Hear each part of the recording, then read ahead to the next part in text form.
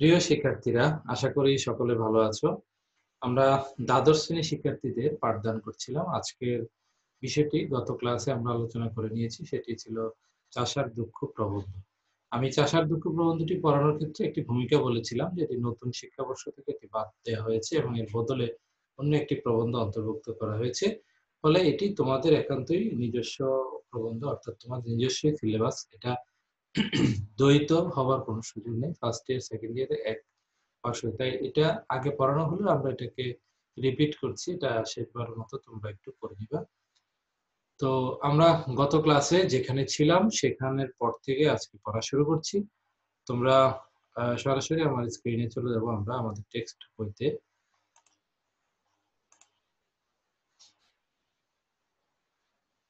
হ্যাঁ, আশা করি সকলে দেখতে পাচ্ছ। হ্যাঁ, এখন আমরা গত ক্লাসে যেখানে শেষ করেছিলাম তারপর থেকে শুরু করছি। সমগ্র ভারতবর্ষ থেকে আমরা আজকে আলোচনা শুরু করব। সমগ্র ভারতের বিষয় ছাড়িয়া কেবল বঙ্গদেশের আলোচনা করিলেই যথেষ্ট হইবে। একটি চাউল পরীক্ষা করিলেই হাঁড়ি ভরা ভাতের অবস্থা জানা যায়। আচ্ছা, তিনি যখন এই গদ্যটি লিখছেন, তোমরা সকলে জানো সেটা আজ থেকে 100 বছর আগে। তখন ভারতবর্ষ বলতে পুরো বাংলাদেশ, ভারত, পাকিস্তান এই তিনটি অংশকে বোঝাতো। তো তাকে হয়তো কেউ জিজ্ঞেস করতে পারে যে আপনি শুধু পুরো ভারতবর্ষ কি আপনি দেখেছেন, যে আপনি কিভাবে আপনি সভ্যতার সমালোচনা করছেন, ভারতবর্ষের যে সভ্যতা সেটা সমালোচনা করছে। তিনি বলছেন যে আমি সমগ্র ভারতবর্ষ বাদ দিয়ে আমি আগে একটা জায়গায় ফোকাস করি, সেটা হচ্ছে বঙ্গদেশ। আর এই বঙ্গদেশ ছিল বাংলাদেশ এবং পশ্চিম বাংলার সমন্বয়ে যে দেশ ছিল। একটি চাউল পরীক্ষা করিলেই হাঁড়ি ভরা ভাতের অবস্থা জানা যায়। এই ক্ষেত্রে তার যুক্তিটা হলো যে একটা চাল যদি পরীক্ষা করবো, অর্থাৎ ভাত পরীক্ষা করলে আসলে আমরা কিভাবে করি যে ভাত যখন রান্না করা হয় একটা চাল দেখে আমরা বুঝতে পারি বাকিগুলো হয়েছে কিনা। তেমনি একটি রাজ্যের অবস্থা জানলে পুরো ভারতবর্ষকে চেনা যায়।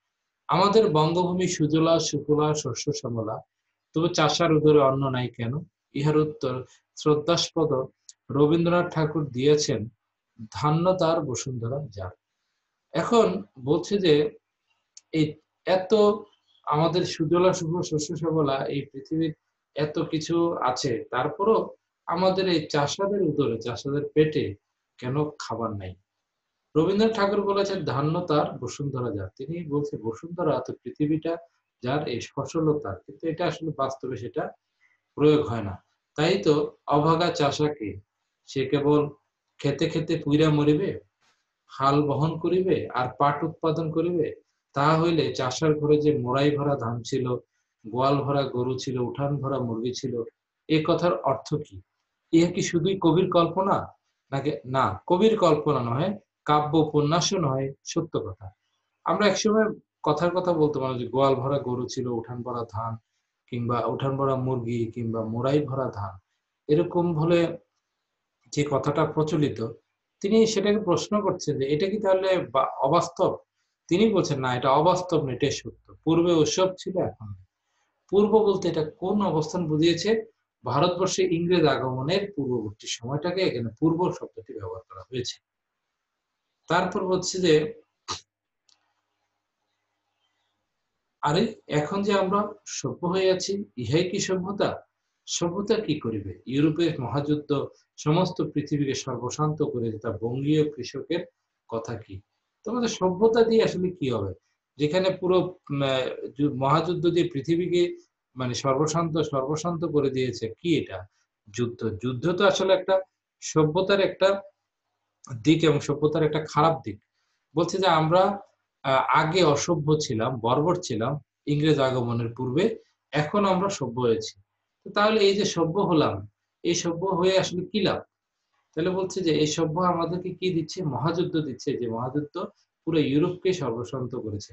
কিন্তু অনেকে হয়তো বলতে পারে যে বাংলাদেশের পরিপ্রেক্ষিতে ইউরোপের প্রভাবটা কি? ইউরোপে যুদ্ধ হয়েছে, তো বাংলাদেশের কৃষকদের কেন?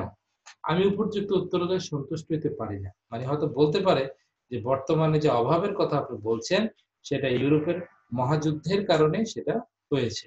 তো ইউরোপের মহাযুদ্ধের কারণে এটা কেন হবে? বঙ্গীয় কৃষকের সাথে কি সম্পর্ক? তিনি বলতে পারেন যে বিশ্ব অর্থনীতির ক্ষেত্রে এটা একটা প্রভাব পড়েছে, কিন্তু সেটার উত্তরে তিনি সন্তুষ্ট নন। আমি উপর্যুক্ত উত্তরে সন্তুষ্ট হইতে পারি না, কারণ ইউরোপীয় মহাযুদ্ধ তো এই 7 বৎসরের ঘটনা। 50 বৎসর পূর্বেও কি চাষের অবস্থা ভালো ছিল? দুই একটা উদাহরণ দেখেন। বাল্যকালে শুনিতাম টাকায় 8 সের সরিষার তৈল ছিল, আর টাকায় 4 সের ঘৃত। যখন টাকায় 8 সের সরিষার তৈল ছিল, তখনকার একটা গল্প এই। আচ্ছা, এখন বলছে যে যে ইউরোপের মহাযুদ্ধকে যারা এই দুর্যোগের জন্য দায়ী করছে বা এই অভাবের জন্য দায়ী করছে, বলছে তাদের উত্তরে তিনি বলছে যে ইউরোপের মহাযুদ্ধ তো 7 বছরের ঘটনা, কিন্তু 50 বছর পূর্বে অবস্থা কি ছিল?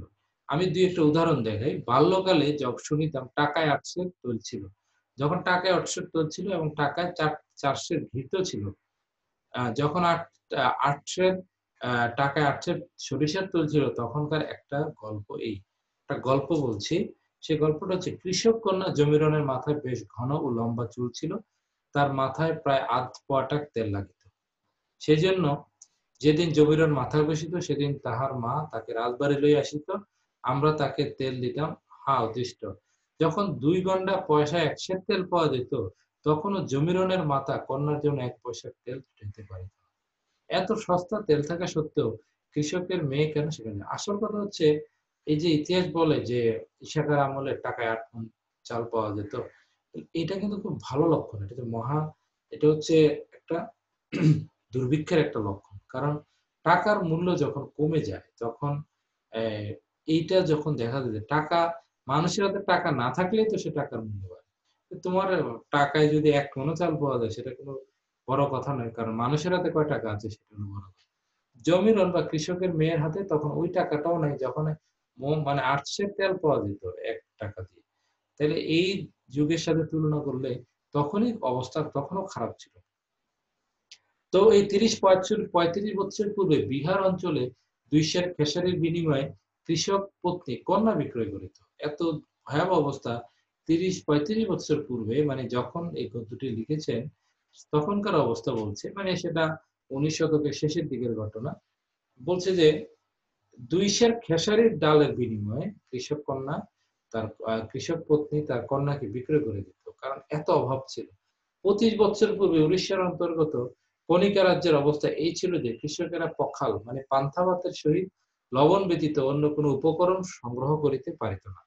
শুটকি মাছ পরম উপাদেয় ব্যঞ্জন বলিয়া পরিগণিত হইত। তখন সেখানে টাকায় ২৫-২৬ সের চাউল ছিল। সাতভায়া নামক, দেখো তখন শুটকি, বলছে যে পান্তা ভাতে লবণ ছাড়া কিছু খেতে পারতো না। শুটকি মাছ অনেকের কাছে খুবই উপাদেয় বা অনেক সুস্বাদু খাবার হতো। উম, তখন সেখানে টাকায় ২৫-২৬ সের চাল ছিল। সাতভায়া নামক সমুদ্র তীরবর্তী গ্রামের লোকেরা পখাল ভাতের সহিত লবণও জুটাইতে পারিত না। তারা সমুদ্রের জলে চাল ধুইয়া ভাত রাঁধিয়া খেত।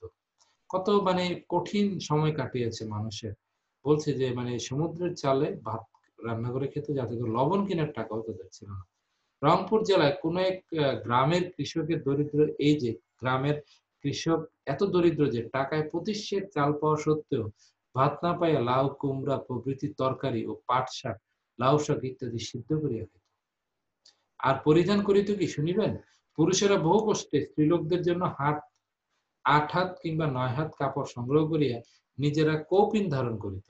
কৌপিন একেবারে ন্যূনতম একটা পোশাক পরা হতো। তাহলে এই যে নারীদের জন্য কোনরকম ৮-৯ হাত কাপড় দিয়ে তাদেরকে কাপড় পরানো হতো, আর পুরুষেরা পরতো একটা কৌপিন। একটা খুবই সাধারণ একটা পোশাক। ওই শীতকালে দিবাভাগে মাঠে মাঠে রৌদ্রে যাপন করিত।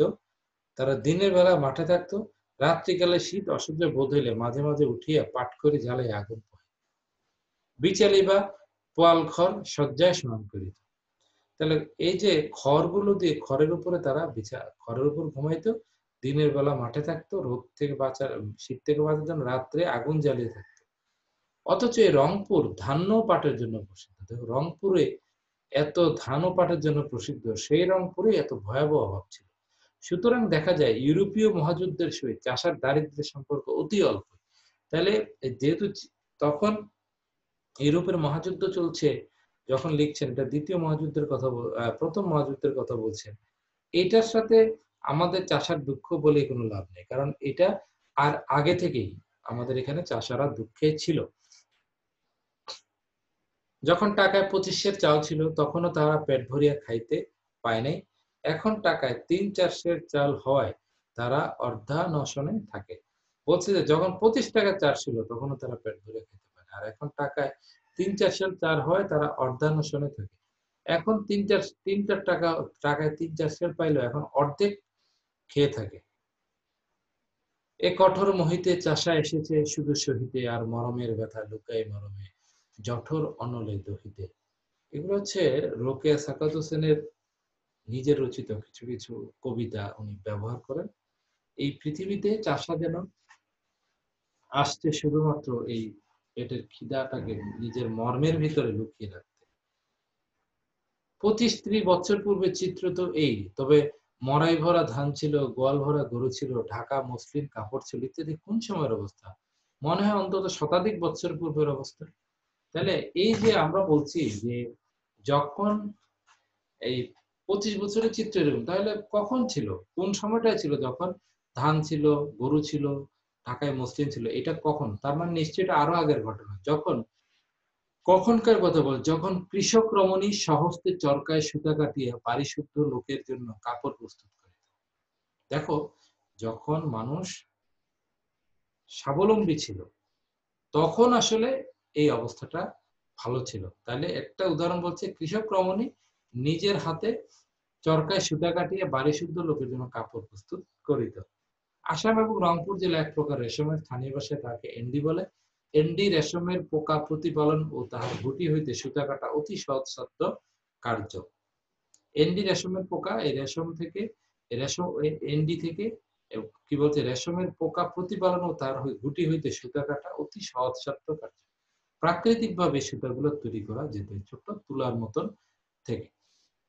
এই শিল্প তদ্দেশবাসিনী রমণীদের একচেটিয়া ছিল। এই দেশের বা রংপুর অঞ্চলের মহিলাদের কাছে এটা একচেটিয়া ব্যবসা, একচেটিয়া ওদের অধিকারে ছিল। তারা খুব ভালো সেটা পারতো, সুতা তৈরি করে তার থেকে কাপড় বুনতো, সেটা সারা বাড়ির লোকদের কাপড় পরে।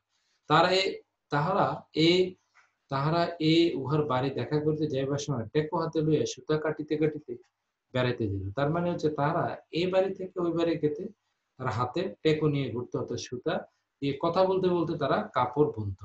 তাহলে এতটা স্বাবলম্বী ছিল আমাদের পূর্বপুর বা আমাদের রংপুর অঞ্চলের নারী। এন্ডি কাপড় বেশ গরম এবং দীর্ঘকাল স্থায়ী হয়। ইহা ফ্লানেল হইতে কোনো অংশে ন্যূন নয়, অথচ ফ্লানেল অপেক্ষা দীর্ঘস্থায়ী। দেখো, এন্ডি কাপড় ফ্লানেল কাপড় থেকে, আচ্ছা ফ্লানেল কাপড় যেটা গার্মেন্টস পোশাক এখনো বাজারে অ্যাভেলেবেল পাওয়া যায়, যেটা ফ্লানেল কাপড়, এটা গার্মেন্টস এর মোটা কাপড়। তো এটা বলছে যে এর থেকে অনেক বেশি ভালো ছিল এন্ডি কাপড়। একখানি এন্ডি কাপড় অবাধে 40 বছর টিকে। 4-5 খানি এন্ডি চাদর থাকিলে লেপ কম্বল কাঁথা কিছুরই প্রয়োজন হয় না। ফল কথা, সেকালে রমণীগণ হাসিয়া খেলিয়া বস্ত্র সমস্যা পূরণ করিত। সুতরাং যখন চাষা অন্য বস্ত্রে কাঙাল ছিল না, তখন কিন্তু সে অসভ্য বর্বর ছিল। খুব সুন্দর করে কথাটা বলছে যে চাষা নিজের অন্ন বস্ত্রের জন্য কাঙ্গাল ছিল না, সে তার বস্ত্র তার স্ত্রী তৈরি করত, সে জমিতে ফসল ফলাইতো, তখন সে ভালো। কিন্তু ইংরেজরা বা উপনিবেশকরা যুক্তি দিচ্ছে যে তারা আসার আগে ভারতবর্ষের লোকজন নাকি অসভ্য বর্বর ছিল। তারা এখন তারা সভ্য হয়ে আছে, কৃষকরা এখন সভ্য হয়ে আছে, তাই সিঁড়ি দিয়ে বাঁকা তাজ ঢেকে রাখে টাক। খুব সুন্দর বলেছে। মাথার ভিতরে ওই তাজ বলতে এখানে বলতে যে রাজার যে মুকুট মাথায় দেয়, বলতে যে এটা দিয়ে তুমি কি করো, টাকটা ঢেকে রাখছো, অর্থাৎ তোমার ভিতর তো খালি হয়ে গেছে, উপর দিয়ে তুমি আহ টাক ঢাকার জন্য উপরে তুমি তাজ পরে আছো কেন, মুকুট পরলে তো তোমার এটা উন্নতি হয়। তাহলে এটা আমরা বুঝতে পারছি যে আসলে ঘটনাটা হয়েছে কি, আমরা এই ভারতবর্ষে আসার পরে, আর ভারতবর্ষে ইংরেজ আগমনের আগে থেকে আমরা অনেক সভ্য বর্বর ছিলাম না, বরঞ্চ এর আগে আমরা স্বাবলম্বী ছিলাম, আমাদের দারিদ্র ছিল না। কিন্তু এখন আমরা ওদেরকে অনুসরণ করতে গিয়ে আমরা কি কি করেছি সেগুলো আমরা আগামী ক্লাসে পড়াবো। তাহলে আমরা আজকে এখন পর্যন্ত রেখে দিই, ঢেকে রাখে টাক। ওকে, তাহলে আমরা আজকে এখানে শেষ করে দিচ্ছি। আগামী ক্লাসে তোমাদের সাথে আবার দেখা হবে। দ্বাদশ শ্রেণীর শিক্ষার্থীরা, আমি আশা করব তোমরা একটু ক্লাসে মনোযোগী হবে। তোমরা অনেকে ইদানিং ক্লাস করো না, এটা আমরা বুঝতে পারি। ক্লাস না করলে কোনো লাভ নেই। তোমাদের পরীক্ষা হওয়ার সম্ভাবনা খুব বেশি। হয়তো দেরি হতে পারে কিন্তু পরীক্ষা হওয়ার সম্ভাবনা বেশি। সবাইকে ধন্যবাদ।